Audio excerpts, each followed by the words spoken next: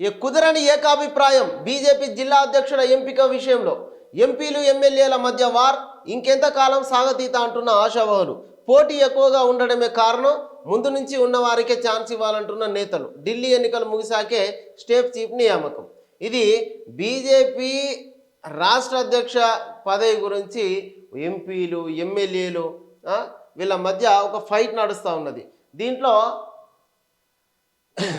మళ్ళా బండి సంజయ్ని చేయాలని కొద్దిమంది, కిషన్ రెడ్డిని తీసేయాలని కొద్దిమంది, రఘునందన్ నేనుంటాను ఒకసారి, అరవింద్ ఒకసారి, వీళ్ళ మధ్య ఒక వార్ అనేది నడుస్తూ ఉన్నది.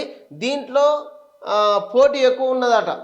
మరి వీళ్ళ మధ్యలో ఉన్నదే అటు 16 మంది ప్రజాప్రతినిధులు ఉన్నారు, వాళ్ళ మధ్యలో ఫైట్ నడుస్తూ ఉన్నది.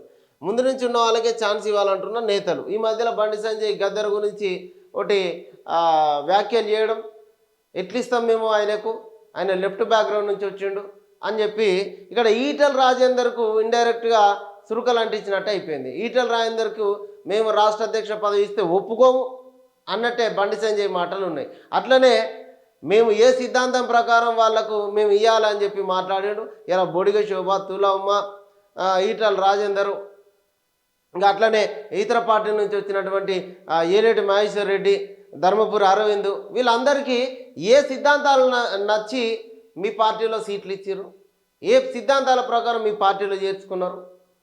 ఇవి అంటే లెఫ్ట్ బ్యాక్గ్రౌండ్ నుంచి వచ్చిన వాళ్ళకి ఇయ్యమని చెప్పేసి ఈటెల రాజేందర్ పక్కన పెట్టేటువంటి ప్రయత్నం జరుగుతూ ఉన్నదా అంటే అవునని అనిపిస్తుంది. చూడండి, 5-6 రోజుల కిందనే ఎంపిక పూర్తయినట్లు పార్టీలో టాక్. కాకపోతే 5-6 జిల్లాల అధ్యక్షుల ఎంపిక విషయం లోపల ఎమ్మెల్యేలు ఎంపీల మధ్య వారు నడుస్తున్నట్టు తెలుస్తున్నది. ఉమ్మడి ఆదిలాబాద్, నిజామాబాద్, కామారెడ్డి జిల్లాలతో పాటుగా గ్రేటర్ పరిధిలోని 2 జిల్లాల విషయంలో పదవులు ఆశించిన నేతలు ఎంతకీ వెనక్కి తగ్గడం లేదని తెలిసింది. ఇది కథ.